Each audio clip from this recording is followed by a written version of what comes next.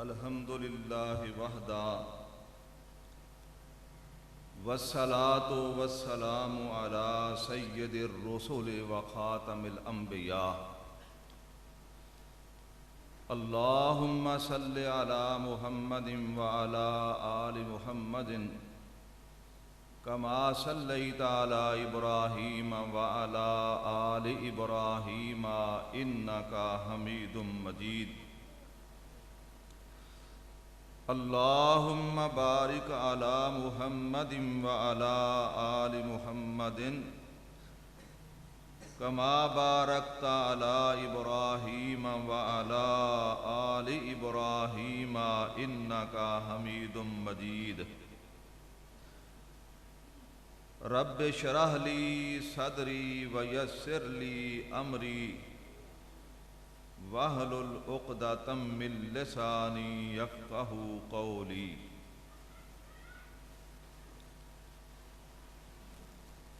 رب زدنی علما رب زدنی علما رب زدنی علما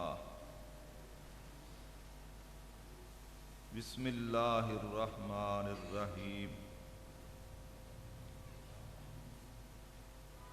لو انزلنا هذا القرآن على جبل لرأيته خاشعا متصدعا من خشية الله وتلك الأمثال نضربها للناس لعلهم يتفكرون صدق اللہ العظیم۔ معزز مہمانان گرامی اور حاضرین مجلس، الحمدللہ مالک کی توفیق سے ہم نے یہ پروگرام ترتیب دیا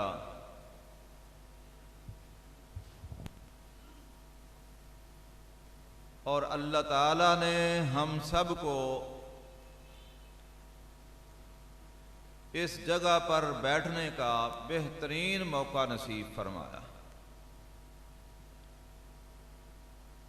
سب سے پہلے میں محترم جناب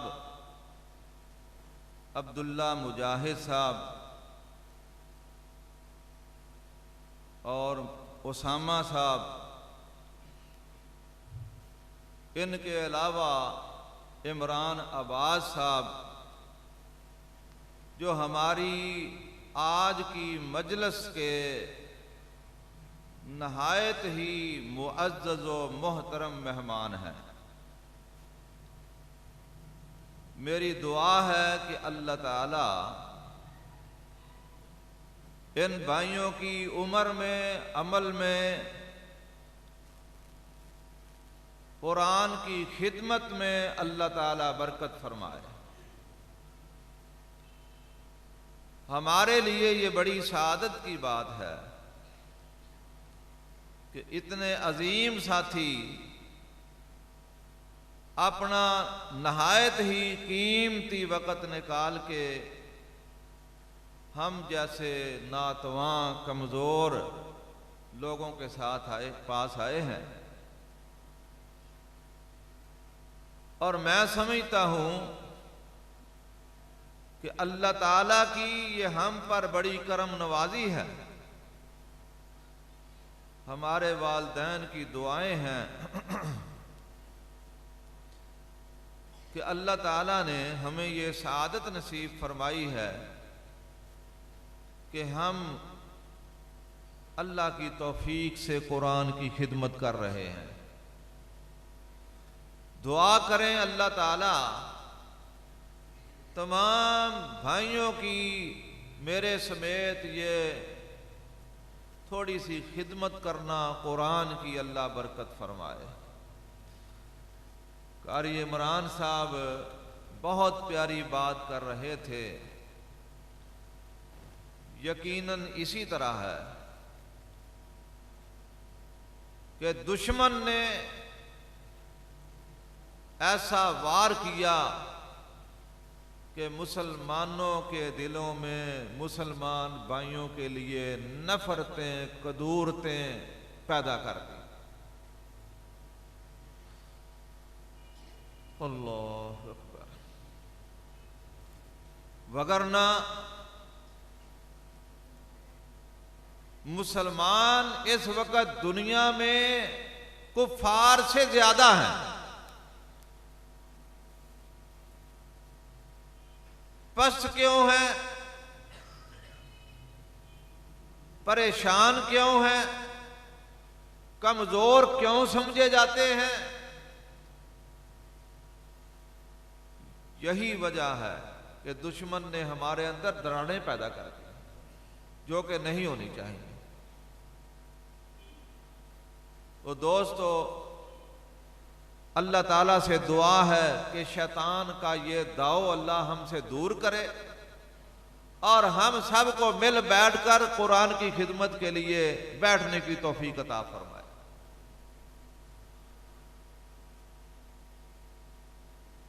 قرآن و سنت کی تعلیم کو عام کرنا، اس کی تبلیغ کرنا، خواہ وہ خطبے کے اعتبار سے ہو، کتابت کے اعتبار سے ہو، خطابت کے اعتبار سے ہو،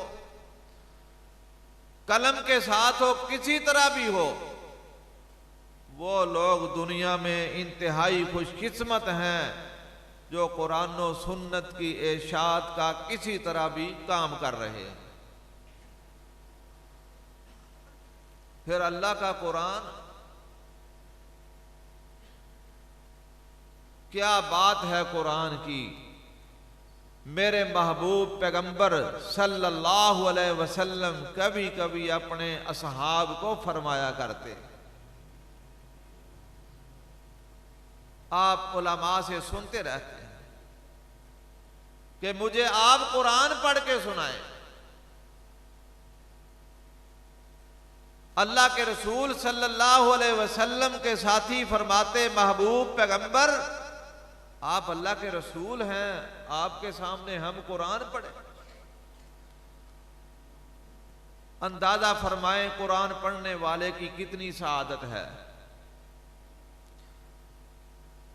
قرآن کا قاری، قرآن کو پڑھنے والا انسان کوئی معمولی انسان نہیں ہے۔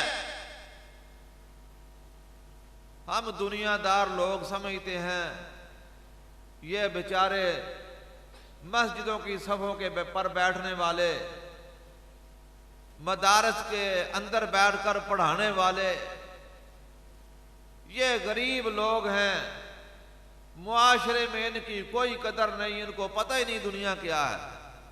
ہم دنیا داروں کو سمجھتے ہیں کہ یہ لوگ بڑے ہوشیار ہیں، بڑے معزز ہیں، بڑی قدر و قیمت ہے ان کی، بڑا مقام ہے ان کا۔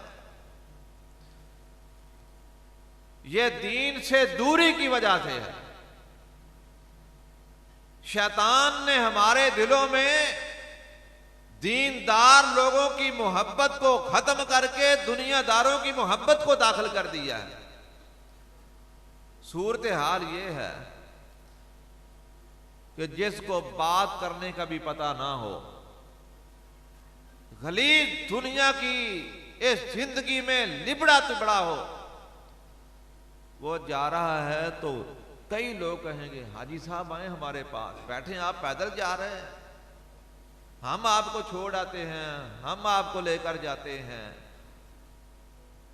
قرآن کا قاری جا رہا ہو تو جوں تک بھی نہیں رینگتی کہ یہ وہ جا رہا ہے جو اللہ کا قرآن لیے پھرتا ہے، یہ وہ جا رہا ہے جب چلتا ہے بظاہر یہ نظر آتا ہے کہ یہ اللہ کی زمین پر جا رہا ہے، حقیقت میں وہ اللہ کے فرشتوں کے، نوری فرشتوں کے پروں کے اوپر جا رہا ہوتا ہے۔ اللہ کے ہاں اتنی قدر و قیمت ہے۔ ہمارا معاشرہ دین سے اتنا دور جا چکا ہے کہ ہم سمجھتے ہیں کہ ان لوگوں کی کیا حیثیت ہے، ان کی حیثیت پوچھنی ہے تو اللہ سے پوچھے، اللہ کے رسول سے پوچھے۔ آپ فرماتے ہیں ہاں بھائی آپ پڑھ کے سنائیں۔ اللہ اکبر، یہ اللہ کا حکم ہے، اللہ نے فرمایا ہے کہ اللہ کے رسول اے میرے محبوب پیغمبر آپ اپنے اصحاب سے قرآن سنیں۔ اللہ کے نبی صلی اللہ علیہ وسلم بیٹھ کر قرآن سنتے، صحابہ پڑھتے۔ یہ ہے مقام قرآن کے قاری کا کہ کائنات کا امام آرزو کر رہا ہے کہ بھئی آپ قرآن پڑھیں، میں سنتا ہوں۔ اور ہم قرآن سننا پسند ہی نہیں کرتے، دعویٰ ہم کرتے ہیں ہمیں رسول اللہ سے ہم کو بڑی محبت ہے، لیکن آپ کے فعل سے محبت نہیں ہے۔ یہ جو چھوٹے چھوٹے بچے بیٹھے ہوئے ہیں آپ معمولی سمجھتے ہیں، ان کو کیا ہے، ان کی کوئی حیثیت نہیں۔ اللہ کے ہاں یہ ان کی بڑی شان ہے، اللہ کے رسول صلی اللہ علیہ وسلم کے نزدیک ان کا بڑا مقام ہے۔ یہ تو وہ ہیں جن کے لیے سمندروں میں، دریاؤں میں، ندی نالوں میں رہنے والی مچھلیاں بھی دعائیں کرتی ہیں۔ جب یہ گھر سے نکلتے ہیں پڑھنے پڑھانے کے لیے تو مچھلیاں دعائیں کرتی ہیں، یا اللہ ان کو کامیاب فرما، یہ تیرا قرآن پڑھنے پڑھانے کے لیے جا رہے ہیں۔ ہر چیز ان کے لیے دعا کرتی ہے۔ اللہ نے ان کو ان کی دعا کے لیے مقرر کیا ہوا ہے کہ جب یہ نکلتے ہیں تو آپ ان کے لیے دعا کریں۔ اللہ نے ڈیوٹی لگائی ہوئی ہے، کوئی بھی نہ کرے بیت اللہ شریف کا طواف، کوئی بھی نہ کرے، اللہ پرندوں کو بھیج دیتا ہے کہ جائیں بھئی آپ طواف کریں۔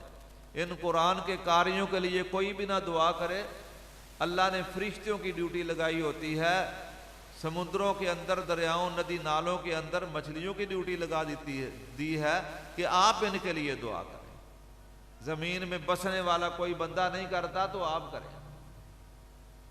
تھوڑا مقام ہے۔ اللہ تعالیٰ نے بڑی شان دی ہے، اور یہ قرآن پاک وہ کتاب ہے کہ رب العالمین نے پوری دنیا میں قیامت تک کے لیے چیلنج کر دیا ہے کہ سارا کفر مل جائے، اس کو ختم کرنے کے لیے اس کو ختم نہیں کر سکتا، زیر زبر میں بھی فرق نہیں کر سکتا، اس کا ایک نقطہ بھی تبدیل نہیں کر سکتا، کیونکہ اللہ تعالیٰ نے اس کی حفاظت کی ذمہ داری لی ہے۔